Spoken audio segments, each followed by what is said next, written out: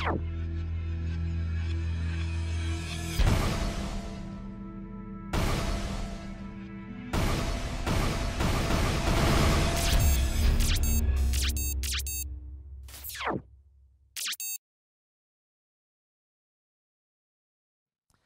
Tuhan yang saya sampaikan saya beri judul Progress of Faith. Jadi pertumbuhan iman atau kemajuan di dalam iman. Pertanyaan besar yang perlu kita jawab adalah kenapa iman perlu bertumbuh? Kenapa nggak cukup kita bilang bahwa saya percaya Yesus? Udah cukup. Saya beriman kepada Yesus dan itu artinya kita diselamatkan karena dosa kita diampuni cukup. Tapi kenapa iman itu harus ada progres? Gak bisa kita 5 tahun gitu-gitu aja. Gak bisa 10 tahun jadi Kristen dan gitu-gitu aja. Cuma duduk, dikhotbahin, pulang. Duduk, dikhotbahin, pulang. 20 tahun duduk, dikhotbahin, pulang. Gak cukup. Dan saya berpikir Tuhan gak suka kepada anak-anaknya yang gak ada kemajuan, gak ada progres. Itu sebabnya kita perlu tahu mengapa kita perlu bertumbuh dalam iman kita. Jawaban yang tegas hari ini yang saya mau sampaikan adalah karena hidup kita, hidup saudara itu sangat ditentukan oleh iman kita. Kalau iman kita benar, hidup kita jadi benar. Kalau iman kita besar, kita menerima berkat besar. Kita menerima perkara besar. Tapi kalau iman kita kecil, ikut Yesus tapi percaya hal-hal kecil, maka kita akan hanya mengalami hal kecil. Itu sebabnya Tuhan Yesus mengatakan sesuatu yang penting di dalam Matius pasal 9 ayat yang ke-29 bagian B. Matius 9 ayat 29b, Yesus berkata, jadilah kepadamu menurut apa? Imanmu. Yang terjadi pada kita itu adalah menurut iman kita. Makanya saya katakan tadi, kalau kita punya iman besar, yang terjadi pada kita adalah hal-hal besar. Kalau kita punya iman kecil, maka yang terjadi pada kita hanya hal-hal kecil. Apakah saudara rindu mengalami hal besar, berkat besar, dan perkara besar terjadi dalam hidup kita? Siapa yang rindu perkara besar terjadi? Lambaikan tangan saudara. Mau berkat besar? Mau sesuatu yang besar terjadi? Amin. Kita harus punya iman yang apa? Besar. Karena itu iman kita harus bertumbuh. Nah sore ini saya akan menyampaikan 5 hal yang penting bagaimana iman kita bisa bertumbuh. Bagaimana iman kita bisa dibangun. Mari kita mulai 5 hal yang penting ini saudara-saudaraku. Yang pertama, hal yang pertama adalah iman bertumbuh atau dibangun melalui impian. Dream. Iman kita dibangun melalui dream atau impian. Dan impian itu sangat penting dan harus kita miliki.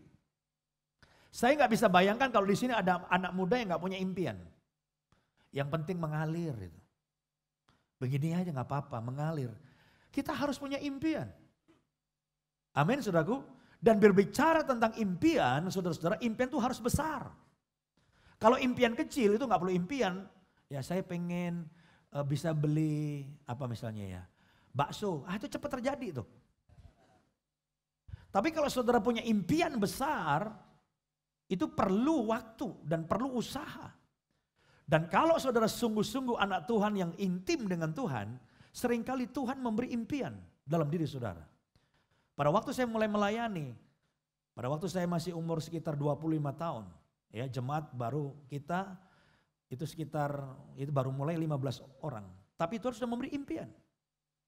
Ya, impiannya gila. Dan kalau saya cerita sama orang, orang bilang ini pendeta gila.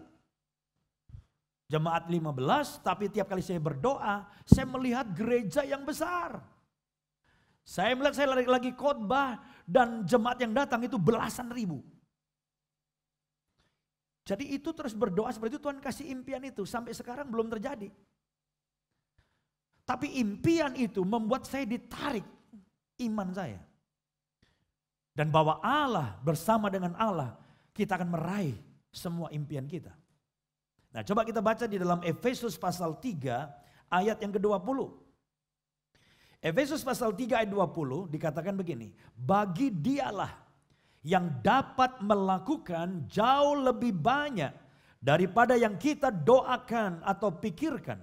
Seperti yang ternyata dari kuasa yang bekerja di dalam kita. Perhatikan kalimat yang sangat kuat, dikatakan jauh lebih banyak daripada yang kita doakan atau pikirkan. Jadi inilah Tuhan kita yang luar biasa, Tuhan kita yang hidup, Tuhan yang ada di tengah-tengah kita sore ini. Kita bukan menyembah Allah yang mati, Allah yang kecil, Allah yang gak bisa menolong kita. Allah kita adalah Allah di atas segala Allah. Allah kita adalah Allah yang hidup. Dan dia sedang bekerja lewat hidup kita untuk melakukan sesuatu yang besar. Melampaui apa yang kita doakan dan apa yang kita pikirkan. Walaupun apa yang saya impikan belum terjadi. Tapi paling enggak saya melihat gerakan ke arah sono mulai terjadi. Dan satu hari sebuah gedung gereja yang akan menjadi pusat kebangunan rohani, konferensi-konferensi internasional akan ada di gedung itu. Dan apa yang saya impikan akan jadi kenyataan. Kalau boleh sebelum saya usia 60 tahun, gedung itu sudah ada. Kita pindahkan Hillsong, pindah ke Jakarta.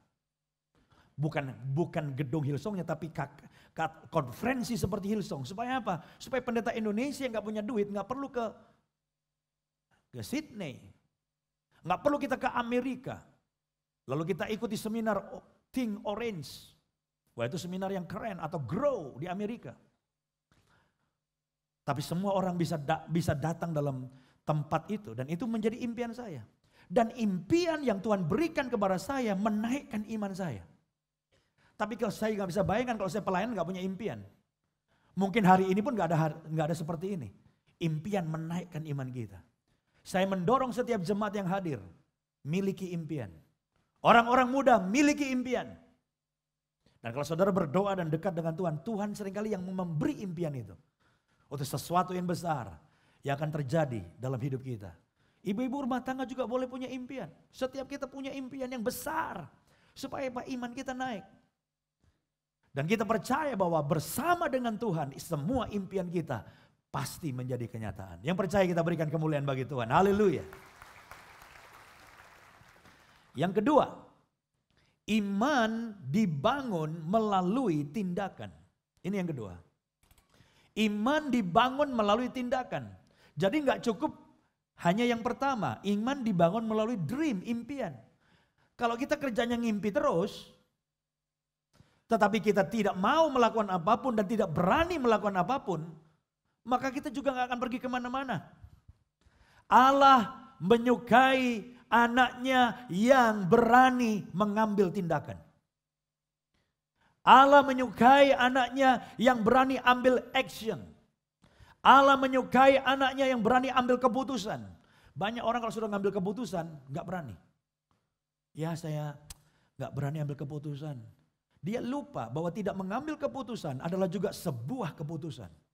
Yaitu keputusan untuk tidak mengambil keputusan. Jadi kita harus mengambil keputusan dan bertindak. Yakobus pasal 2 ayat 26 berkata, sebab seperti tubuh tanpa roh adalah mati, demikian jugalah iman tanpa perbuatan-perbuatan adalah apa? Mati. Saya menantang setiap saudara untuk keluar dari comfort zone saudara dan berani bertindak. Mungkin saudara udah banyak ide, udah banyak impian. Tapi saudara gak pernah ada kemajuan, stagnasi. Kenapa? Karena saudara gak berani maju. Saya punya banyak cerita bagaimana kita sampai kepada tempat ini. Dari awal, itu saya merenungkan, iya ya, betapa pentingnya bertindak. Kalau boleh saya menceritakan salah satunya adalah ketika kita mendapatkan tempat ini. Ini kan gak langsung jadi seperti ini saudaraku. Mall Central Park lagi dibangun, masih berantakan. Tapi tiba-tiba saya mendengar ketika saya sedang lewat di Jalan Es Parman, saya lihat Mall Central Park itu masih belum jadi. Tapi saya dengar orang di mobil saya bilang, itu di dalam Mall Central Park ada tempat yang akan dijual dan bisa buat gereja. Wah, saya senang. Saya nggak mau panjang-panjang karena poinnya masih banyak saudara ya. Tapi singkatnya adalah saya punya kerinduan kita bisa punya tempat di tempat ini. Jemaat kita dari jumlah nggak banyak, dari 15 jadi 500, 1000, udah sekitar 2000. Nah, saya memberanikan diri untuk kemudian cari tahu bagaimana kita bisa beli tempat ini. Singkat cerita, saya nggak bisa bertemu dengan pihak yang punya kewenangan karena sudah ada 7 orang yang sudah menawar tempat ini. 7 pihak. Akhirnya secara mujizat saya tahu ada jemaat kita yang teman dekat sama yang punya mall. Dan kemudian diatur pertemuannya ketemu di Senayan City Mall. Saya masuk, waktu timnya lengkap mereka. Saya juga sama beberapa orang termasuk orang yang bantu saya ketemu. Ini konglomerat juga yang nganter saya, itu konglomerat juga yang punya Center Park. Singkat cerita akhirnya bilang, udah saya kasih diskon buat gereja You. Ini yang antri di luar 7 nih. Yuk nomor 8, tapi gara-gara saya bisa ketemu, saya kasih kesempatan kamu yang ambil dulu. Harganya sekian. Dia bilang udah murah. Tapi buat saya, mahal saudara. Kenapa? Gak punya duit. Saya diem aja. Terus si konglomerat yang menolong saya ketemu sama yang punya Center Park bilang, ambil. Karena si yang punya mall bilang gini, kalau Bapak nggak ambil hari ini, nggak tanda tangan hari ini dengan saya, Anda keluar dari kantor saya, harganya beda. Harganya beda. Wah, saya diancam, jadi mesti putusin sekarang. Mau putusin dia nggak punya duit. Tapi sebelah bilang, ambil. Nggak punya duit. Gimana nih? Tapi impian tanpa tindakan nggak akan terjadi juga. Saya diam. Terus dia ngomong tiba-tiba, You tahu nggak? Saya punya banyak proyek di luar. Emang you pikir saya punya duit? Saya nggak punya duit, tapi saya berani. Masa you pendeta kalah sama pengusaha katanya. Nah itu agak panas saya, mulai panas saya. Terus saya doa, bilang, ya udah deh. Tiba-tiba ada keyakinan di hati, harus melangkah nih. Saya ambil. Begitu saya ambil langsung dia berdiri. Wah konglomerat berdiri, saya juga berdiri.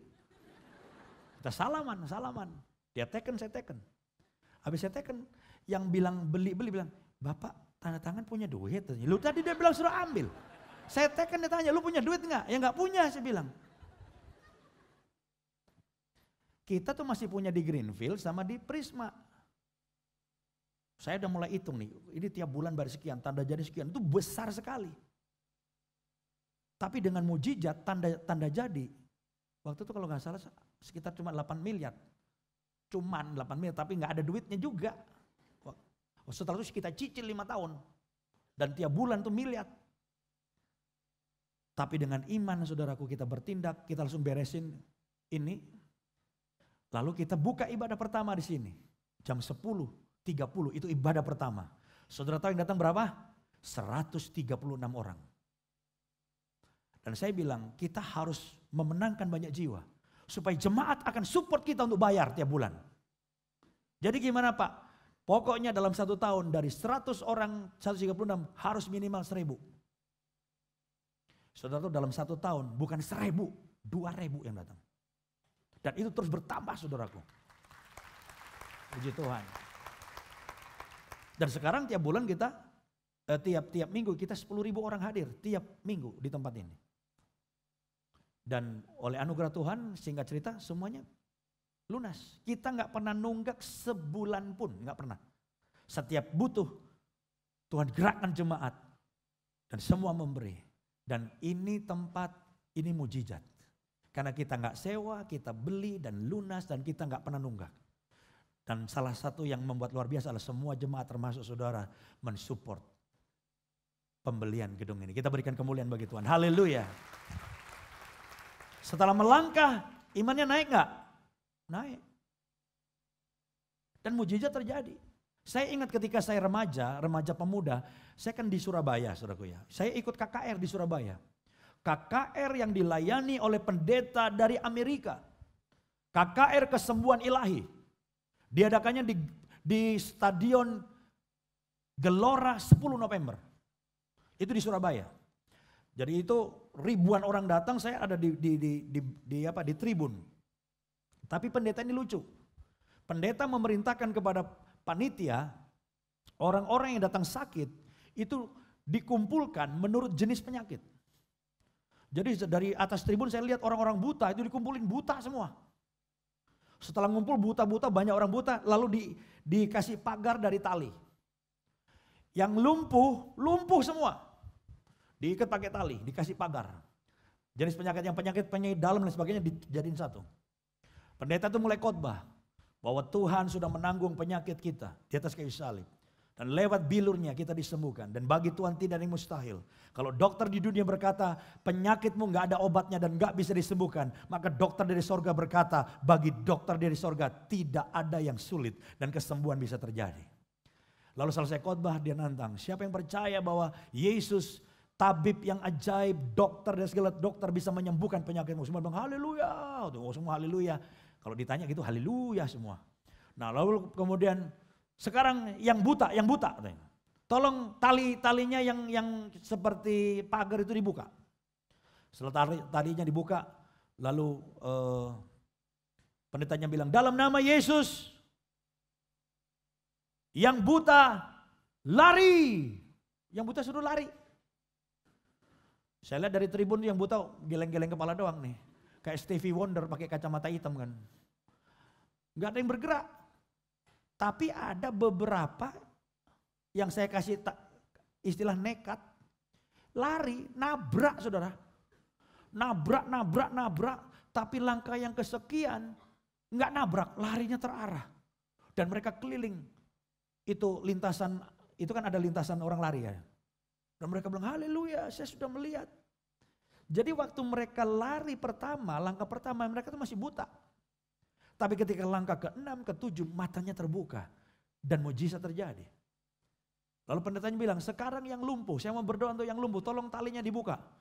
Setelah talinya dibuka, dalam nama Yesus yang lumpuh lari. Yang lumpuh suruh lari juga. Semuanya duduk di kursi roda. Gak ada yang lari, ada yang tidur gitu. Tapi ada beberapa yang juga sama kayak tadi. Nekat. Lompat jatuh. Yang lain juga berpikir kan. Nanti jangan-jangan pulang bukannya sembuh. Tulang patah kan saudara. Tapi ada yang lompat jatuh. Berdiri jatuh. Mereka berdiri lagi. Dan kali yang kedua, kali yang ketiga. Saya melihat mereka berteriak, menangis. Mereka lari sambil dituntun. Mereka keliling stadion itu. Dan mereka memuji Tuhan. Jadi betapa pentingnya ketika orang beriman dia melakukan sebuah langkah. Dan mujizat terjadi. Lah kalau sudah berkata percaya. Sembuh. Tuhan tolong, haleluya. Ayo melangkah. Haleluya. Haleluya terus gak melangkah saudara. Gak ada mujizat. Hari ini Tuhan sudah memberikan impian pada saudara. Tapi impian itu harus diraih dengan apa? Melangkah. Lakukan sesuatu. Minta hikmat Tuhan. Ada resiko. Tapi saya percaya ketika kita melangkah iman kita akan naik. Iman kita dibangun lewat apa? Lewat kita bertindak. Yang setuju berikan kemuliaan bagi Tuhan. Haleluya. Yang ketiga. Iman dibangun melalui delay atau masa tunggu. Masa tunggu adalah saat di mana Tuhan menumbuhkan iman kita. Itu sebabnya kalau saudara sedang berdoa saat ini. Dan jawaban Tuhan belum datang, saudara jangan berpikir bahwa Tuhan tidak mendengar doa saudara. Jangan berpikir bahwa Tuhan mengingkari janjinya. Tetapi tidak semua yang kita doakan itu langsung segera dijawab. Tidak semua yang kita doakan langsung terjadi. Tidak semua yang Tuhan janjikan di dalam Alkitab itu langsung terjadi. Kadang-kadang Tuhan memberikan satu tenggat waktu untuk kita menunggu. Delay. Tetapi waktu menunggu itu adalah sesuatu yang baik untuk menguji iman kita. Kalau iman saudara cuma main-main, goyang. Kalau yang saudara anggap iman ternyata perasaan, goyang. Nggak usah nunggu sebulan. Di gereja haleluya, begitu sampai ke bawah sambil makan Chinese food. Gua kenapa tadi bilang haleluya dan percaya ya? Itu kayaknya pendeta pinter ngomong tuh pendeta tuh. Susah ini urusan besar ini. Orang itu kalau hanya karena apa ya? Karena rame-rame itu semangat, itu hanya perasaan. Iman beda dengan perasaan. Kalau sudah merasa hari ini deket Tuhan, doa rasanya nyetrum. Katanya. Minggu depan datang gak nyetrum. Tuhan jauh, itu perasaan. Selama Anda berjalan dengan perasaan, maka selalu berubah-ubah. Tapi iman itu bukan perasaan. Iman itu stabil, konsisten. Waktu dia menunggu, dia makin kuat. Di dalam Habakuk pasal 2 ayat yang ketiga, saudara-saudara perhatikan. Dikatakan begini, catatlah itu. Sebab sekarang belum waktunya. Tetapi saat itu segera tiba. Dan apa yang kunyatakan kepadamu pasti akan terjadi. Meskipun tampaknya masih lama, tetapi tunggu saja. Saat itu pasti akan datang dan tak akan ditunda. Terjemahan BIS ini. Sehari-hari. Jadi kadang-kadang saudara-saudara seakan-akan kayaknya Tuhan tidak memenuhi janjinya. Tapi memang banyak hal jalan Tuhan itu tidak langsung terjadi. Terjemahan dalam bahasa Inggris begini nih. But these things I plan will not happen right away. Jadi nggak terjadi seketika dengan cepat. Will not happen right away. Slowly, steadily, surely. The time approaches when the vision will be fulfilled. Ini terjemahan Living Bible. Jadi kelihatannya kayak lambat. Tapi dia bergerak dengan pasti. Dan apa yang Tuhan janjikan pasti terjadi dalam hidup saudara. Jadi not yet itu tidak sama dengan no. Kalau saudara mungkin belum, not yet, belum terjadi. Belum terdatang pertolongan Tuhan. Tapi not yet sekali lagi tidak berarti no. Siapa di sini yang lagi berdoa? Tapi belum datang itu pertolongan Tuhan, belum datang itu jawaban Tuhan. Ada di sini yang sudah doa 1 tahun? Siapa yang 1 tahun udah doa? Ada? Oke, siapa lagi? Oke, dikit ya. Kurang lama kali. Oke, 3 tahun. Siapa yang udah doa 3 tahun? Mungkin 3 tahun kan lebih banyak nih, 3 tahun. Oh masih dikit juga, kurang lama kali. Siapa yang sudah doa 5 tahun dan belum dijawab Tuhan? 5 tahun. 1. Tambah habis ya. Siapa yang tidak pernah doa jadi memang gak pernah dijawab Tuhan. Gak pernah doa, kapan dapatnya? Alkitab aja bilang kamu tidak dapat apa-apa karena kamu apa? Tidak berdoa. Abraham menanti jawaban doanya, mendapatkan anak berapa tahun? 25 tahun. Apakah imannya jadi lemah? Tidak. Delay itu justru membangun iman kita untuk menanti Tuhan dengan lebih sabar. Coba lihat Roma 4 ayat 19 sampai 20. Roma 4 ayat 19 sampai 20. Imannya tidak menjadi lemah walaupun ia mengetahui bahwa tubuhnya sudah sangat lemah karena usianya telah kira-kira berapa tahun? 100 tahun nungguin anak, gila nggak? Dan bahwa rahim Sarah telah tertutup, udah menopause. Yang laki udah cepek umurnya, yang wanitanya udah rahimnya tertutup. Ayat 20 ini hebatnya. Tetapi terhadap janji Allah, ia tidak bimbang karena ketidakpercayaan. Malah ia, baca sama-sama, malah ia apa waktu nunggu? Diperkuat dalam imannya. Dan ia memuliakan Allah. Hari ini kalau saudara sedang menunggu, saya mau dorong saudara untuk terus berdoa. Karena saya percaya walaupun kelihatan lambat, gerakan Allah pasti terjadi. Dan pertolongan Tuhan akan datang tepat pada waktunya. Seperti lagu yang sering kita nyanyi, lagu NDC Worship. Ya, purify, waktu Tuhan adalah yang terbaik. Kok saya gak dapat jodoh? Sekarang stoknya lagi jelek-jelek. Jadi saudara sabar aja. Tahun depan lebih baik. Amin, saudaraku. Saya kemarin makan durian di Malaysia. Tapi kalau belum musimnya kurang enak. Tapi pada waktunya datang, saya dikirimin durian juga. Wah, enak banget saudaraku. Karena apa? Karena memang stoknya bagus. Kadang-kadang pasangan hidup itu tunggu stok juga. Tapi sedang dalam perjalanan, lagi dikirim. Pakai apa tuh? Gojek, saudaraku. Haleluya. Yang percaya berikan kemuliaan bagi Tuhan. Haleluya. Yang keempat, iman dibangun melalui pencobaan. Difficulties.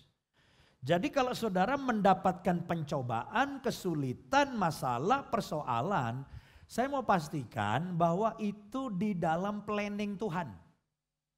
Di dalam pengetahuan Tuhan. Tujuannya untuk apa? Untuk membangun iman kita. Iman itu seringkali dibangun bukan dalam kondisi gak ada masalah. Tapi seringkali iman dibangun justru ketika banyak masalah.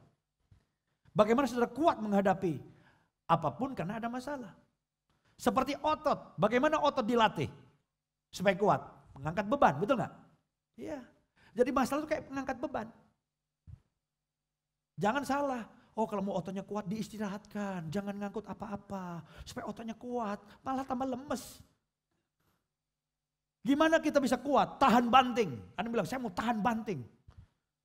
Yang mau tahan banting harus sering dibanting. Dibanting-banting sampai tahan banting. Gimana tahan pukul? Sering dipukul-pukul.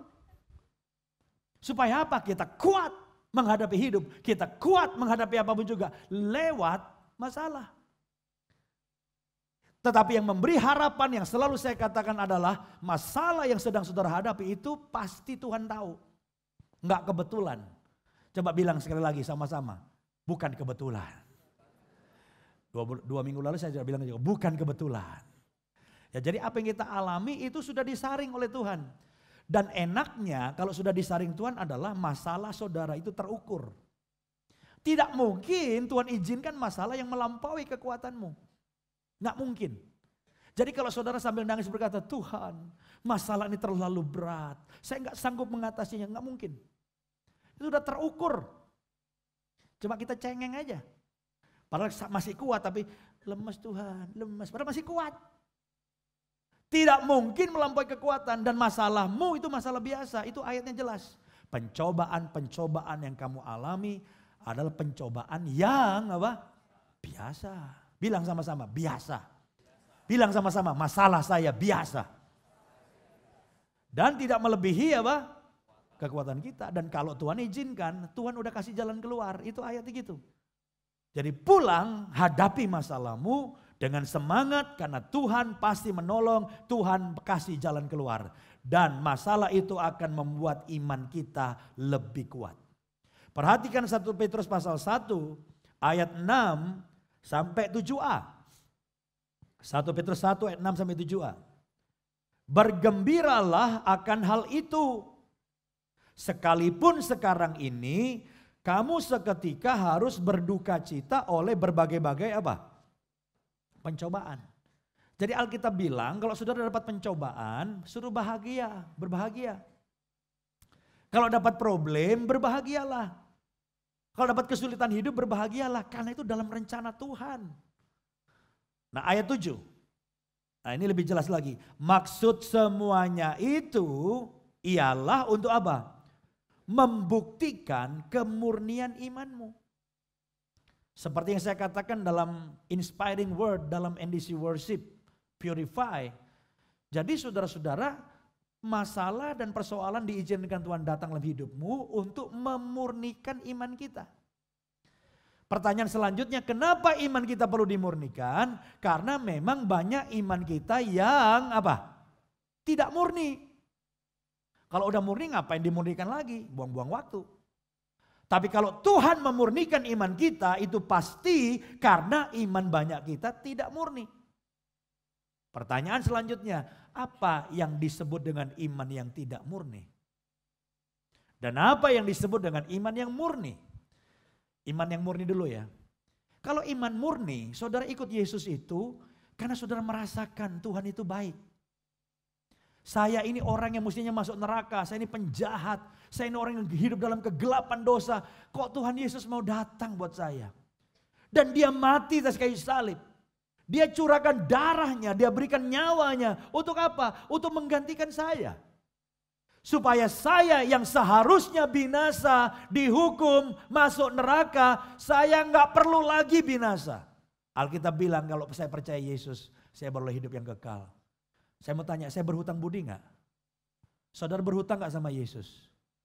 Lalu kita bilang, Tuhan, aku percaya padamu. Dan aku mau mengikut Engkau. Bukan karena hal yang lain.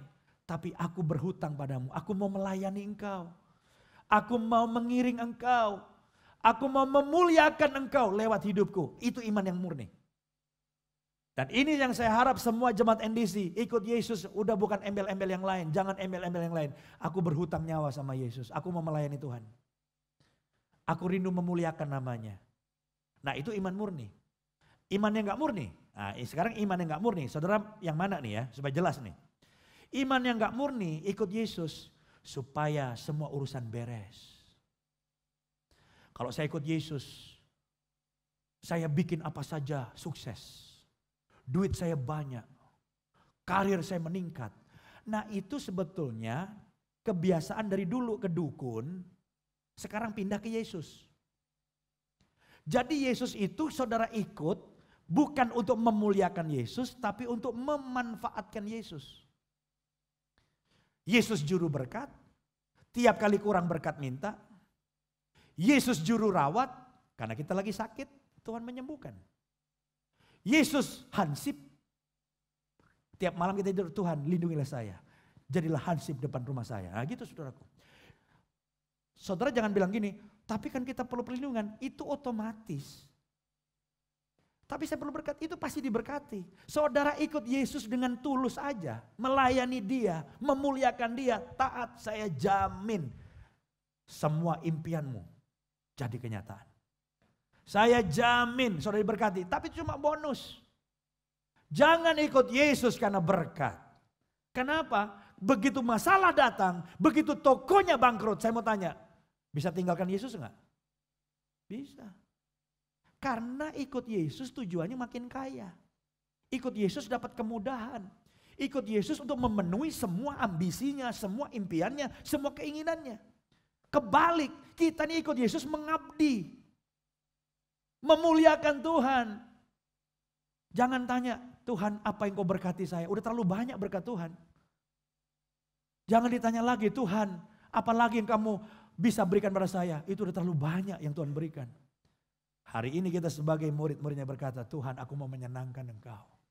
Aku mau mengabdi, aku mau melayani Engkau. Oh kalau semua punya hati seperti itu, soal berkat itu kecil saudara.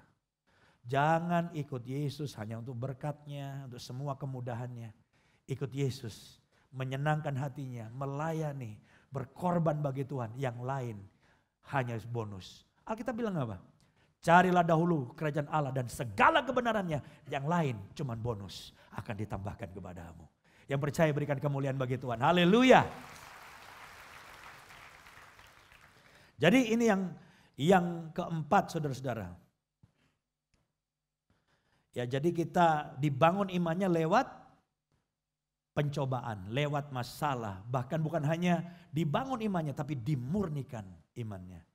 Yang kelima yang terakhir.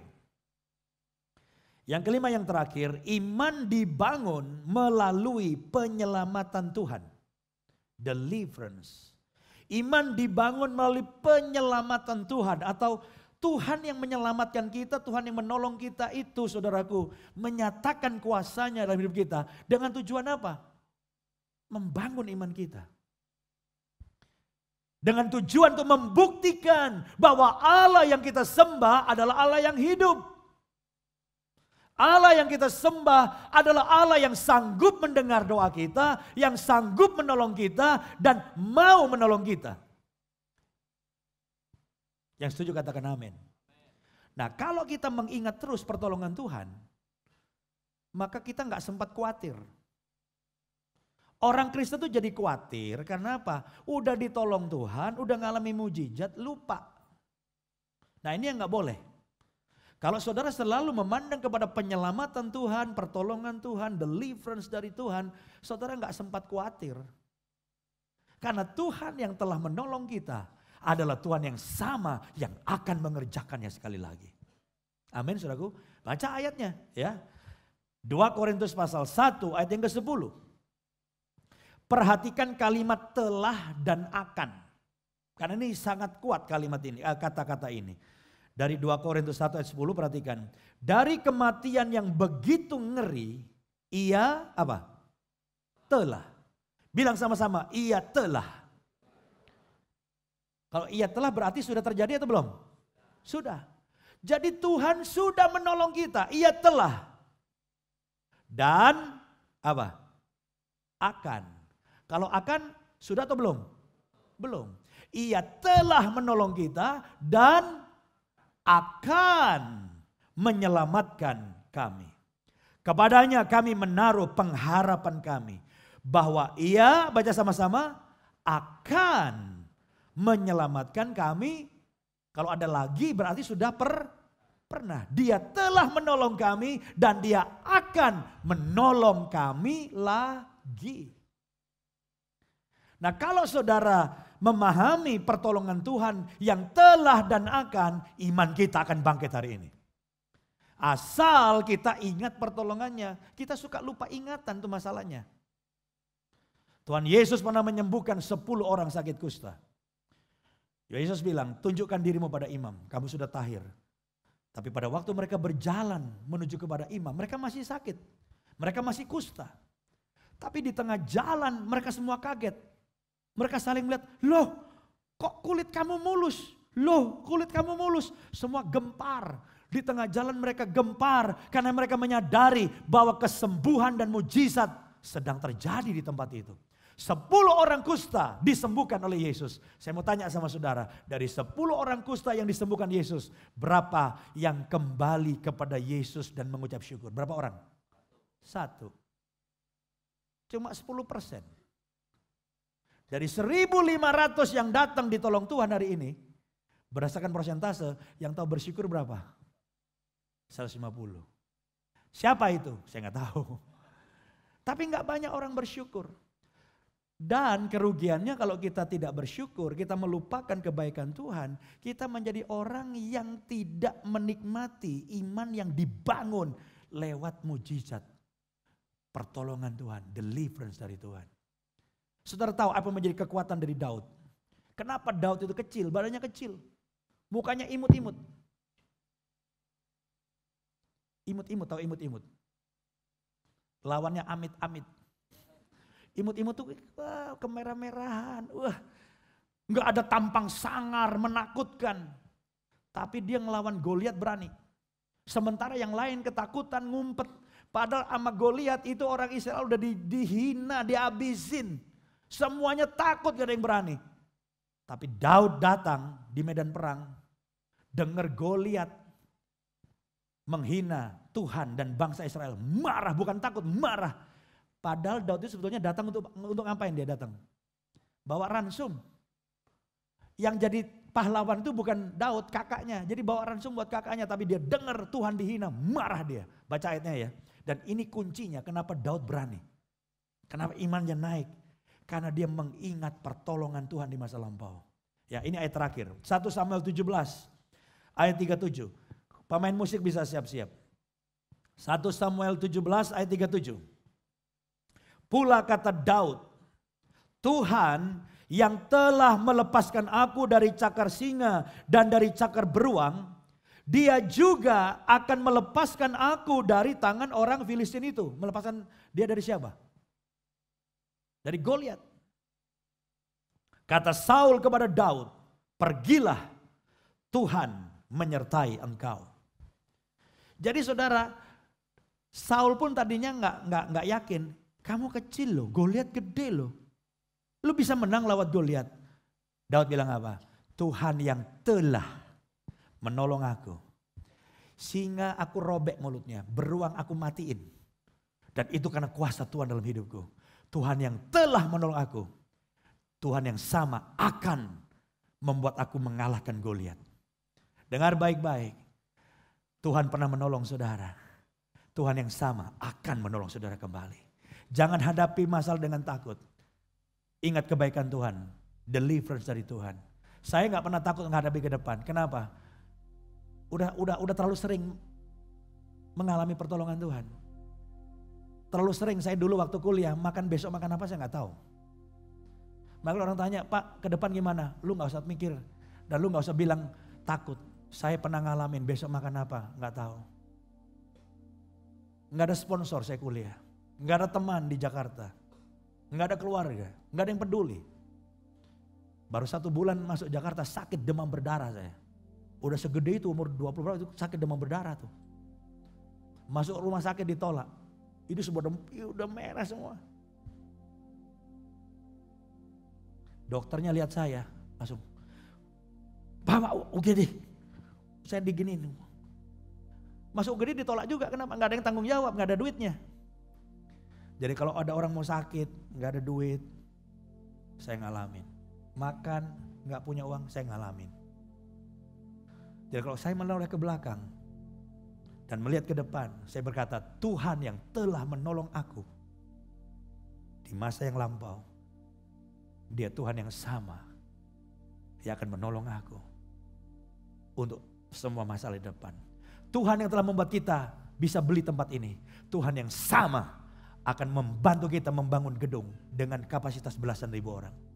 Kita gak perlu takut dan setiap impian kita akan jadi kenyataan. Karena bagi Allah tidak ada yang mustahil. Kuatkan imanmu dan percaya bahwa Tuhan yang menolong kita akan terus menolong kita dan menyatakan kuasanya dalam hidup kita.